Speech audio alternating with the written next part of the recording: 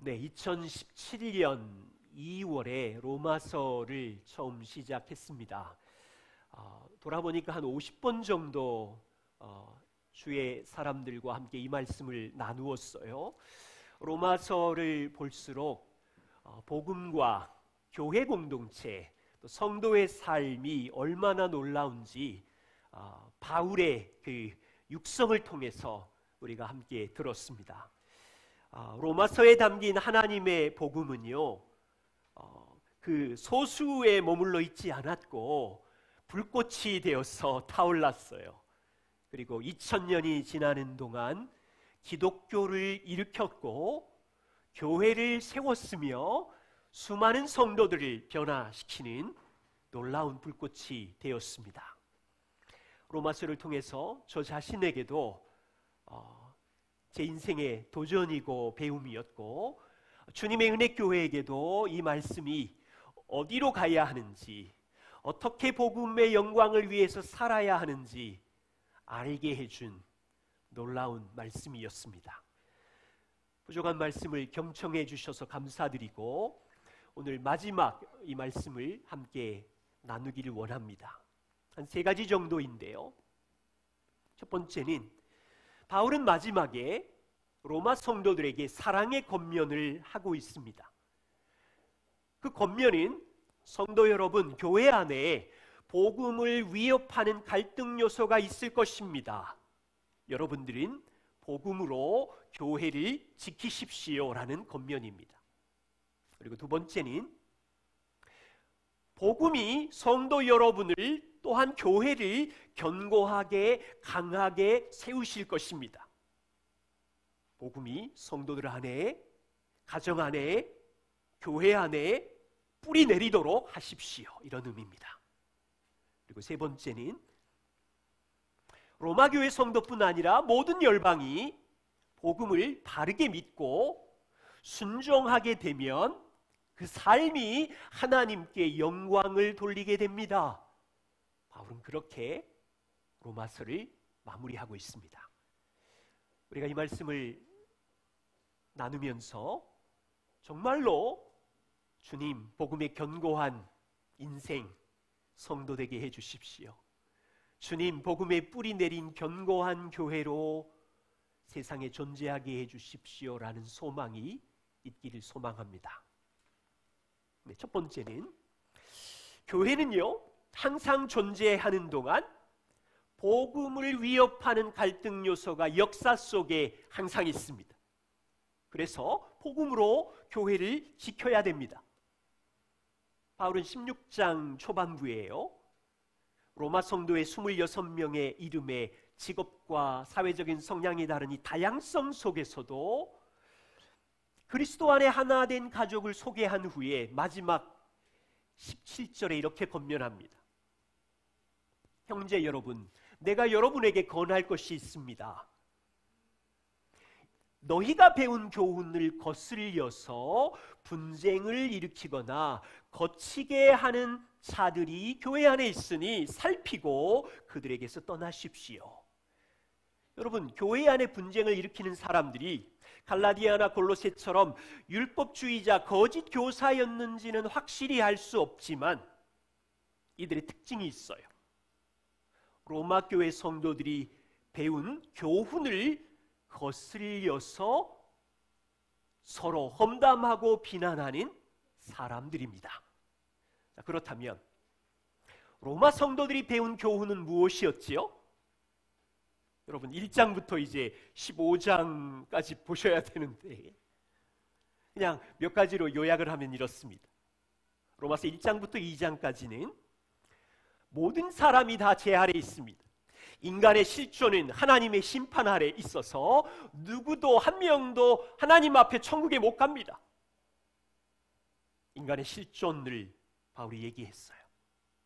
그런데 3장부터 5장까지에서는 인간 편에서는 아무도 구원을 받을 수 없지만 하나님께서 자기 아들 예수 그리스도의 행하신 십자가와 부활로 인간의 죄의 문제를 해결하셨고 의의 문제를 해결해서 예수 그리스도를 믿으면 누구나 영원한 천국에 갈 수 있습니다. 이게 로마 성도들이 들었던 교훈이었어요. 그리고 6장부터 8장까지는 이 복음을 믿는 자들이 혼자 사는 것이 아니라 어떻게 성령과 함께 살아갈 것인지를 이야기했고요. 12장부터 15장 안에서는 교회 안에서 성도들이 어떻게 한 몸을 이루며 악한 자를 어떻게 대하며 약한 자를 어떻게 대하며 교회 안에서의 성도의 삶, 주님 앞에 갈 때까지 그 교훈을 들었습니다. 자, 요약하면 이래요. 로마 성도들이 배운 교훈은 인간의 처절한 죄인된 실상, 하나님의 심판 아래 있는 존재이고요. 그런데 하나님이 사랑하사 예수 그리스도를 통하여 이루신 일, 성령이 행하시는 일, 하나님 아버지의 끝없는 그분의 구원을 이루시는 일을 교훈으로 들은 거예요. 그런데 교회 안에 이 교훈을 업신여기는 사람들이 있어요. 여러분 아시는 것처럼 세상의 도시 사람들은 이 교훈을 싫어해요. 생각해 보십시오. 여러분 직장이나 학교 여러분들의 친구들을 만나면 너는 죄인이야, 영원한 형벌 심판을 받을 거야, 좋아해요?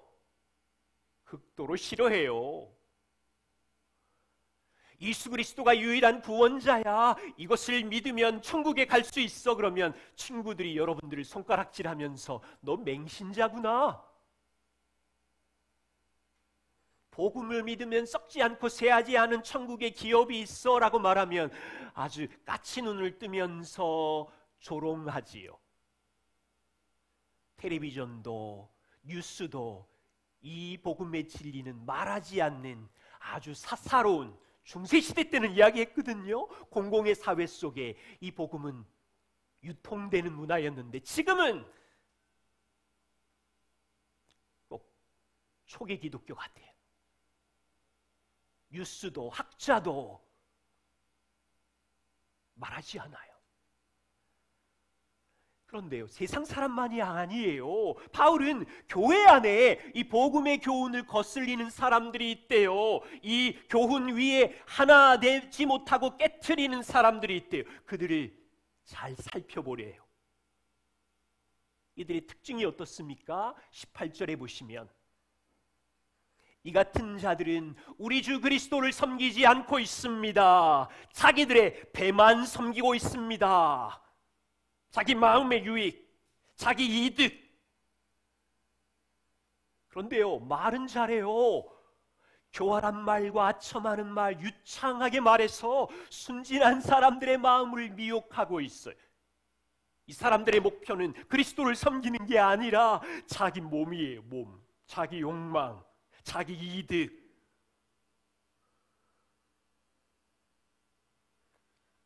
그래서 로마 교회 성도들은 분별해야 돼요. 이 복음의 교훈으로. 여러분 이것은 로마 교회만이 아니에요. 그 당시 초대교회에 흩어졌던 갈라디아 교회에서도 교회 안에 복음을 위협하는 율법주의자들이 있었어요. 십자가도 필요하고 또 율법의 가르침도 지켜야 구원을 받고 십자가 외에 추가된 자기 행위, 거짓 가르침이죠. 골로새 교회나 고린도 교회는요 방탕주의자들이 있었어요. 은혜로 우리가 구원을 다 받았구나, 이제 내 하고 싶은 대로 욕망을 따라 살아도 되는구나. 방종주의자, 이것도 거짓 가르침이죠. 절대 그럴 수 없어요. 성령이 있는데 어떻게 그렇게 방종하게 살 수 있어요? 자, 원리는 이렇습니다. 2000년 전부터 교회가 존재하는 모든 시대에 복음의 교훈을 무시하는 일이 교회 안에 있습니다. 그래서 바울은 이 영광의 복음으로 교회를 지키라고 마지막 마침표를 찍기 전에 사랑의 권면을 하고 있습니다. 여러분 우리 시대의 교회는 어때요? 많은 사람들이 교회로 인하여 상처를 받았어요. 인정. 교회 안에 어떤 이들은 여전히 행사와 율법주의자의 모습이 있어서 상처를 받았어요. 어떤 이는 내 욕심과 욕망대로 살아도 천국에 갈 수 있다고 하는 거짓 가르침을 붙들고 그냥 교회에 오는 게 천국 티켓 정도. 그래서 우리는 분별해야 돼요. 우리는 교회 안에 있는 목회자들이, 리더들이 자기 배만 채우면서 그리스도를 섬기는 것이 아니라 돈에 대한 욕심 때문에, 여러분 진짜 죄송하고 수치스러운 일이, 교회가 깨어지고 성도들이 고통을 당하고 있어요. 교회가요, 이 세상의 시대 정신을 쫓아서 물질과 성공을 추구하기도 하고, 형통을 위하여 지나친 은사주의가 팽배해서 성도들이 상처를 입기도 하고, 성적인 문제로 심각한 위기의 수렁에 교회 전체가 던져지기도 하고, 지금 우리는 코로나 재난 시대 속에 있어요. 지난 2년 동안 그나마 붙들고 있었던 예배 자체가 흔들려 버렸어요. 교회 공동체성의 위기는 이미 수십 년 전부터 있었고 예배 자체가 흔들렸다고요. 교회의 본질, 예배의 이 가치까지 이제는 세상에 교회와 우리를 향하여 조롱의 시대를 살고 있어요. 교회는요, 이런 세상의 거짓 세계관, 교회 안에 있는 다른 복음에서 우리 모두가 복음으로 이 교회를 지켜야 돼. 바울은 성도들이 할 일이 19절, 20절에서 이야기하고 있어요. 너희가 선한데 지혜롭고 악한데 미련하기를 원하노라. 너희가 복음을 지키는 선한 일에는 전문가처럼 지혜롭게 행하고 악한 일에는 초보자가 되어라. 그리고 소망이 있어요. 20절에 평강의 하나님께서 속히 사단을 너희 발 아래 상하게 하시리니, 바울의 확신은 이거였어요. 평강의 하나님이 교회를 지키신다는 확신이었어요. 교회 안에 마귀가 성도들을 여러 가지 죄로 유혹함으로 성도들을 위협해서 복음을 잃어버리는 일이 모든 시대에 있지만, 바울의 확신은 교회는 승리자이신 머리이신 그리스도가 다스리고 있기 때문에 반드시 교회는 승리할 것이고 평강을 누릴 것이고, 이제 성도의 할 일, 지혜의 선수가 되셔서 마귀를 대적하여 싸워서 교회를 복음으로 지키라고 말하고 있는 거예요. 우리 교회도 이 땅에 존재합니다.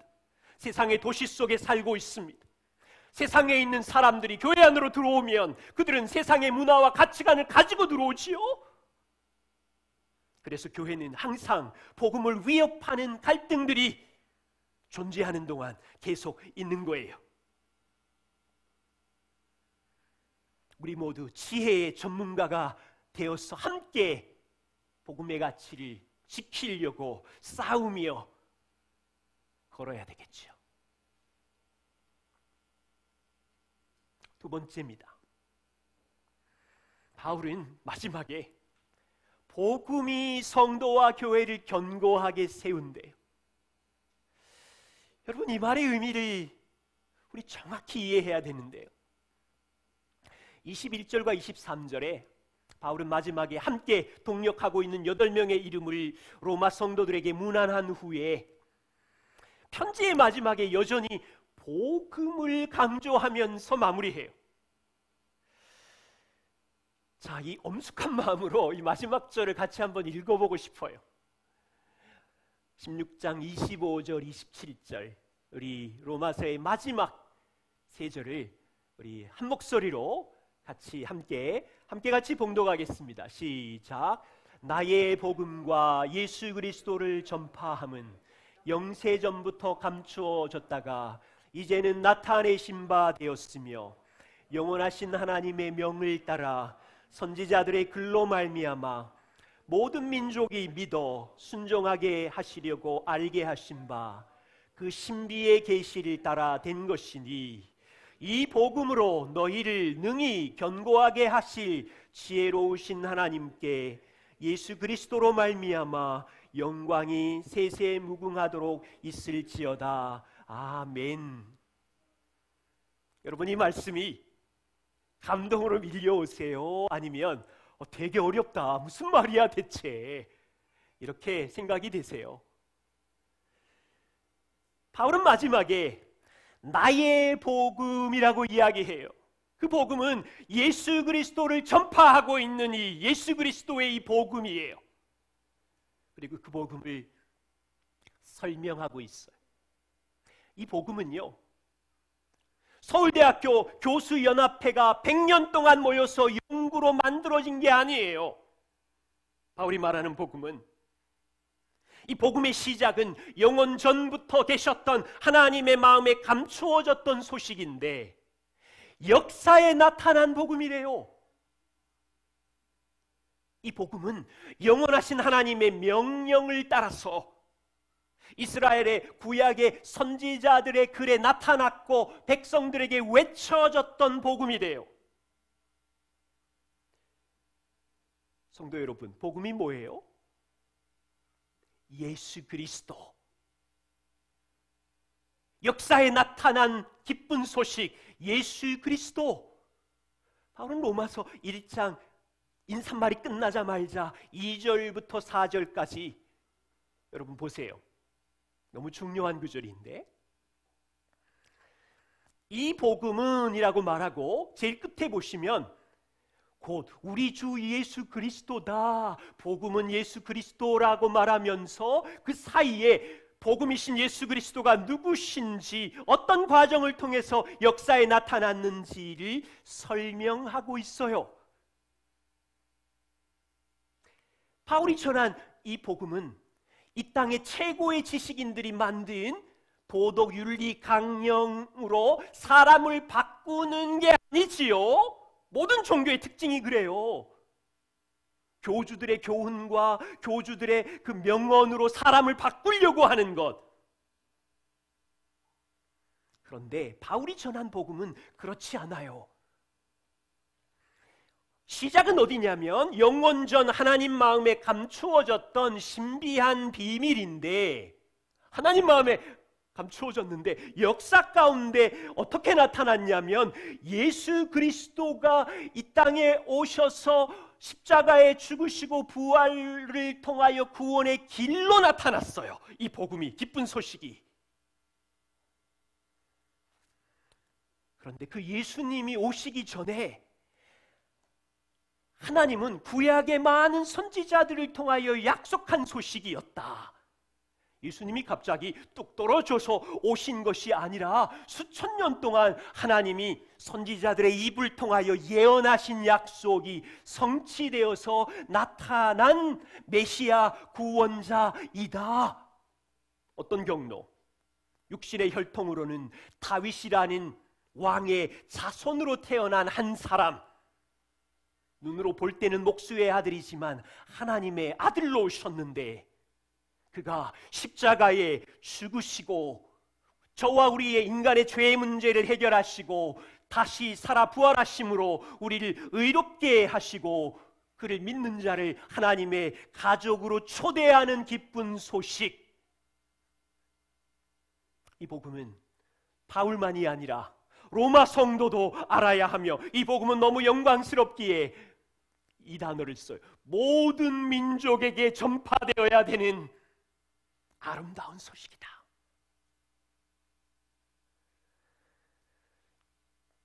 여러분, 자녀 여러분, 성도 여러분, 이 복음은요 허무맹랑하게 지어진 소설이 아니에요. 오징어 게임처럼 10년 동안 수백억이 투자되어서 만든 정도가 아니에요. 하나님의 영원하신 마음에 있던 인간들을 영원히 살게 하고 싶은 신비한 비밀이었는데, 사람의 힘으로는 누구도 하나님 앞에 설 수 없으니까 하나님의 아들을 보내시기 전에 수천 년 동안 약속하시고 나타내시고, 그리고 하나님의 아들이 오셔서 십자가 부활로 성취하시고, 복음의 시작은 영원전이고 복음의 팩트 사실은 역사에 나타났고 복음의 영향력은 영원까지 영향력을 끼치고, 지금 바울의 흥분을 이해하시겠어요? 바울은 이걸 위해서 인생을 건 거예요. 자, 이제 둘 중 하나예요. 이것이 믿어진다면 신비한 하나님의 구원의 기쁨 안에 있는 것이고, 믿어지지 않는다면 아이고 웃기고 있다, 진짜 예수쟁이들 말하는 거 보면 지들끼리 별걸 다 그냥 조합해가지고 완전 맹신 중에 맹신이다. 둘 중에 하나예요. 자, 바울의 마음을 보십시오. 로마서 1장 첫 부분과 로마서 마지막에 복음이신 그리스도를 강조한 후에 놀라운 사실을 말하고 있어요. 하나님은 복음으로 너희를 견고하게 하실 것이다. 다시요.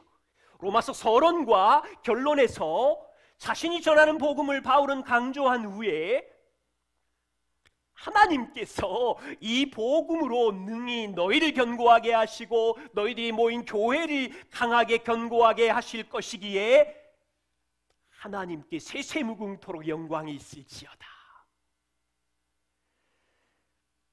핵심이 무엇인지 이해가 되세요? 여러분, 이 원리를 아셔야 되는데, 복음이 어떻게 성도인 우리를 강하게 견고하게 합니까? 자, 먼저 이런 오해를 벗어나셔야 되는데, 복음은 예수를 믿을 때만 잠시 필요한 게 아니라고 자주 말씀드렸죠. 복음은 성도의 인생 전부에, 가정에도 필요하고 직장에도 필요하고 인생 곳곳 속에 복음을 붙잡아야 견고해져요. 교회도 마찬가지예요. 복음을 붙잡는 것을 실패하면 혼란해집니다. 복음을 붙잡는 일에 우리가 굳게 서 있으면 가정도 교회도 역사도 교회의 존재 의미도 세상에 영향력을 끼칩니다. 여기 계신 여성 여러분, 묻겠습니다. 여러분은 어떻게 인생에서 여성으로서 견고하고 강해질 수 있습니까? 여성들이 대답하셔야 돼. 자, 세상이 여성을 향하여 계속 전하는 메시지는, 여성이 세상 속에서 강하기 위해서는 10가지도 얘기할 수 있지만 제 생각에 3가지 정도인 것 같아요. 여성은 이 시대 속에서 자기 주장을 강하게 하면서 여성의 인권의 권리를 자신감 있게 말해라, 찾아라. 첫 번째. 두 번째는 여성으로서 아름다움을, 외모의 아름다움을 가꾸어라. 도시마다 병원마다 성형 문화가 많이 있죠. 세 번째, 여성으로서 자기 능력을 발휘하고 똑똑해져서 직장이든 어디든 영향력을 행사하는 여성이 되어라. 제가 이해하는 세상의 여성들이 강해져야 되는 몇 가지입니다.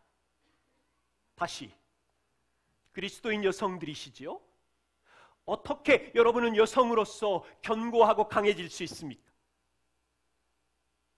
오늘 말씀에 의하면 복음으로 여성이 강해진답니다. 자, 복음 안에 여성분들은 우주의 왕의 딸입니다. 이 정체성을 여성들이 마음의 뿌리를 내릴 때 견고하고 강해진다는 거죠. 성경은요, 여성들이 자기 능력을 증명하기 위해 어떤 위치에 올라가면 강해진다고 말하지 않아요. 하나님은 여성분들이 능력을 발휘해서 50억, 100억 클럽에 가입하면 인생이 강하다고 말하지 않아요. 자녀를 잘 키우면 강해진다고 말하지 않아요. 여성들이 복음을 알아가면서 나 같은 연약한 자를 하늘아버지가 사랑해서 아들 예수 그리스도가 십자가에 죽었구나. 하나님이 전부를 주셨구나. 그래서 나는 보배로운 존재가 되었고 죄의 자유함을 누리고 있고 하나님 앞에 설 수 있구나. 이거를 알 때 여성들이 강해진다고요.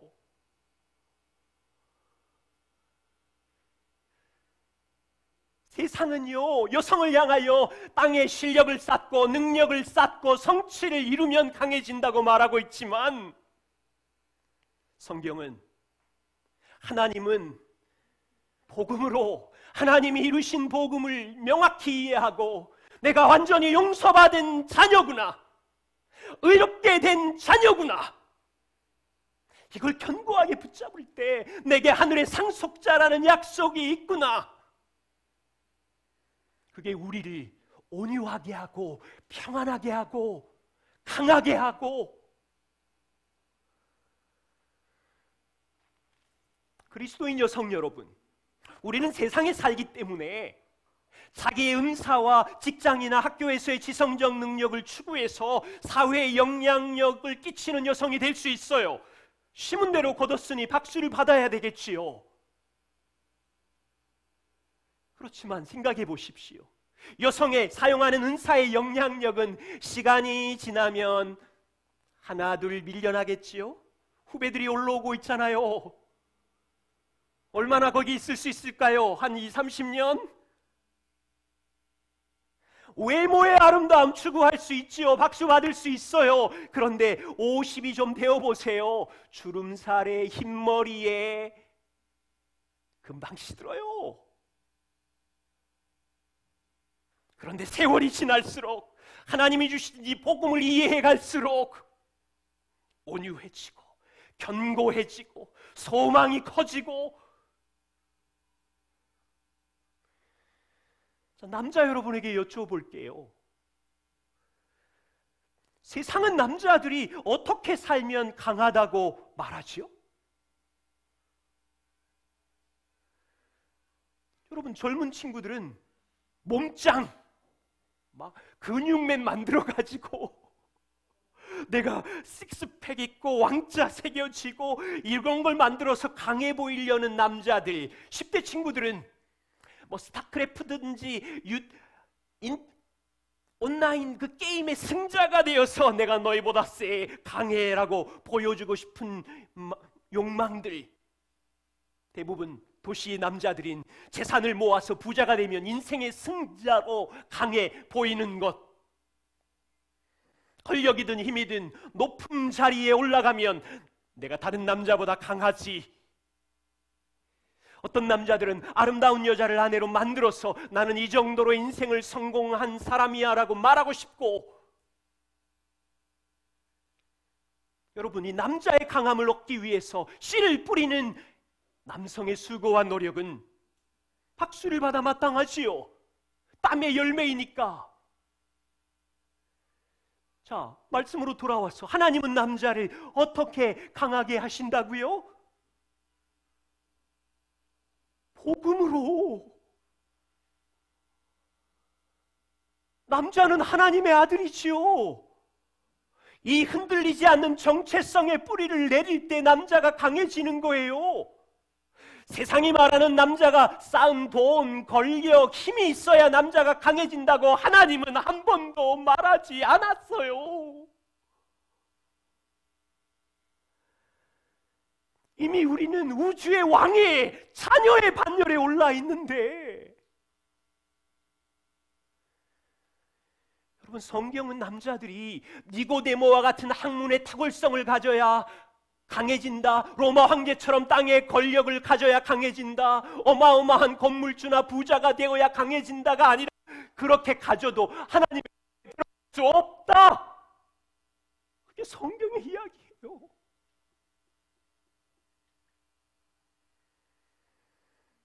오직 예수 그리스도께서 이루신 복음의 뿌리를 내릴 때 남자들이 견고하고 강하다는 거예요. 그렇다면 복음의 견고한 남자는 어떤 모습일까요? 10가지도 얘기할 수 있겠지만 그 남자는 하나님이 주시는 영역의 한 가정의 인도자로서 그곳을 하나님의 나라로 세우는 거예요. 썩어 없어질 재물이나 권력의 욕심을 내지 않고 내게 주신 아내와 자녀를 사랑으로 복음으로 돌보는 거지요. 그러면서 예수님을 닮아가는 거예요. 그게 얼마나 어려워요. 까칠한 아이들에게 부모로서 얼마나 어려운데요. 그 속에서 주님을 닮아가는 거예요. 복음에 견고한 남자는요, 교회에 와서 공동체 안에서 고통 중에 있는 지체들을 돌보며 상처 입은 이웃을 감싸며 복음으로 위로하며 영원한 관점을 가지고 서로 함께 성장해 가는 거예요. 복음에 견고한 남자는 세상 속에서 하나님이 통치하시는 그 영역의 직장인으로 문화에 휩쓸리지 않고 어디서나 하나님 앞에서 성실하며 동료 친구들을 죽게 하듯 섬기며 이 복음을 모르는 잃어버린 영혼들을 향하여 아파하면서 기도하면서 복음으로 살았던 내 삶으로 그들을 초대하는 거예요. 이렇게 얘기해도 될까요? 이제 로마서를 닫으면서요, 세상 도시 사람들의 강함과 복음 안에서의 강함, 견고함이 어떻게 다른지 우리 교회는 알고, 여러분들이 알고 인생을 같이 살고 싶어요. 바울은 확실한 약속을 말하고 있어요. 하나님께서 여러분들을 복음으로 견고하게 하실 것입니다. 여러분들이 교회로 모이면 교회도 복음으로 견고해질 것입니다. 성도 여러분, 복음이 필요 없는 날은 없습니다. 우리가 구원받음도 복음이지만 일상의 주님 앞에 설 때까지 가정과 직장과 모든 영역의 이 복음을 적용할 때 죄가 밀려오든 감정이 밀려오든 고난이 밀려오든 복음을 적용할 때 남성도 여성도 교회도 견고하고 강해질 것입니다.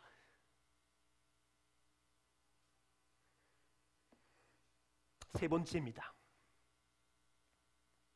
26절에 바울은 모든 민족이 이 복음을 믿고 순종하게 되어서 하나님께 영광을 돌릴 수 있습니다. 무슨 뜻입니까?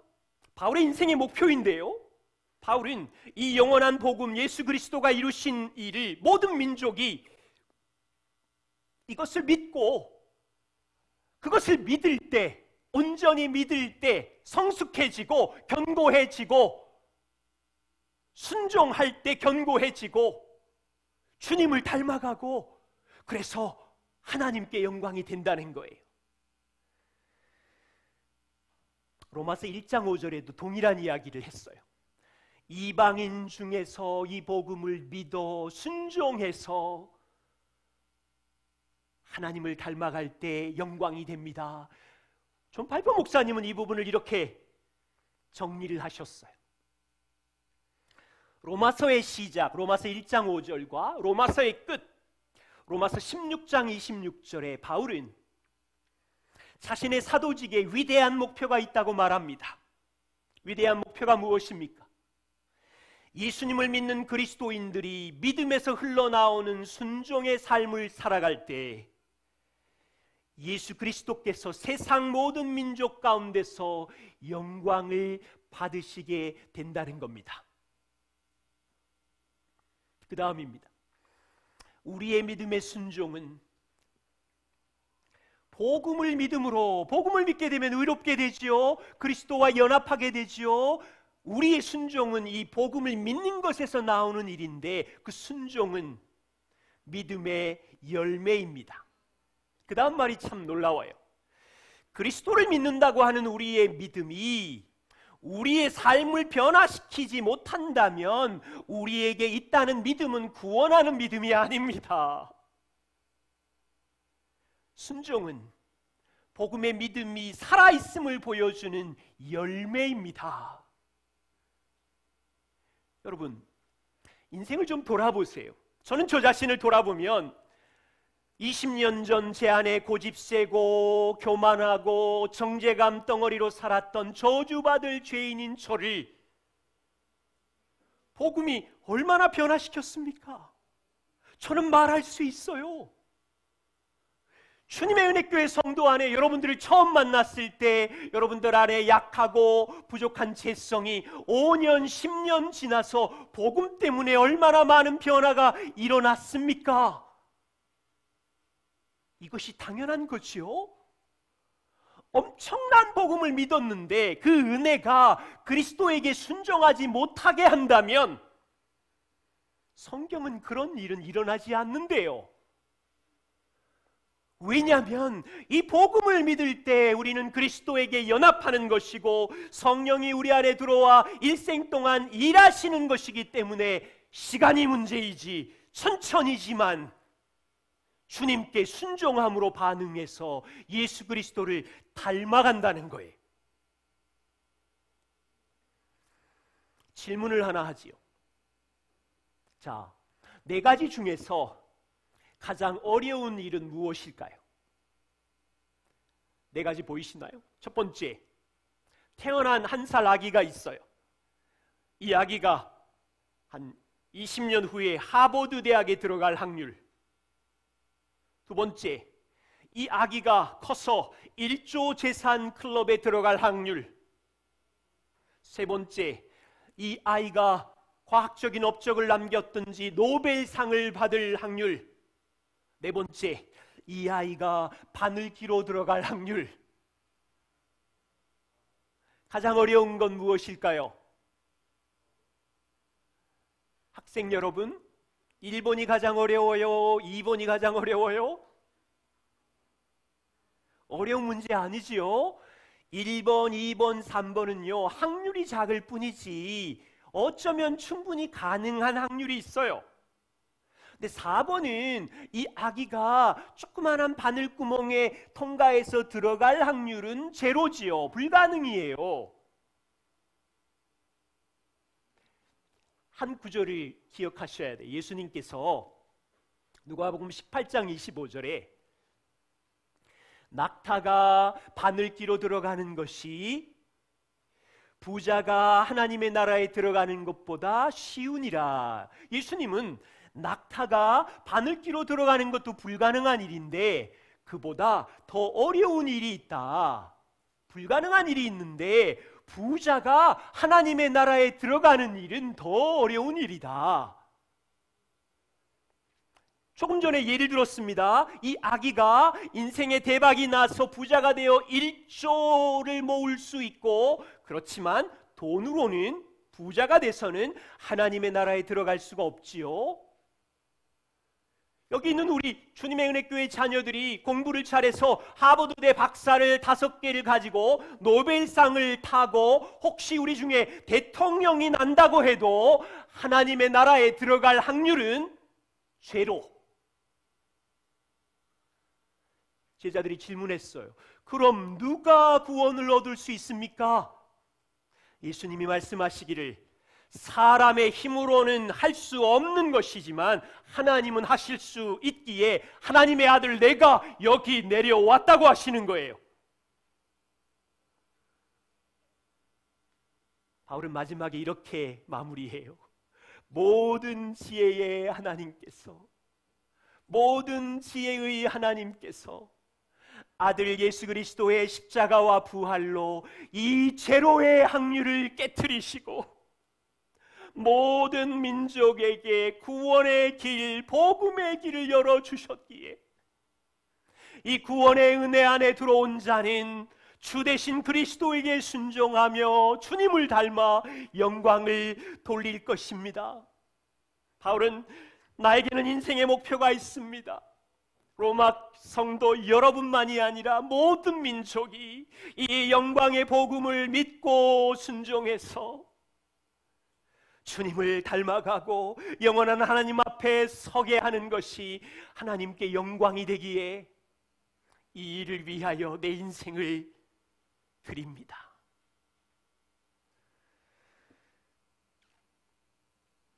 로마서를 마치려고 그래요. 우리 2000년 전 이 그룹을 생각해 보세요. 거대한 로마 제국의 이 그룹은 약자, 소수자였어요. 도시 사람들과 제국의 사람들 앞에 이들은 존재감이 전혀 없는 사이비 종교 집단 같았어요.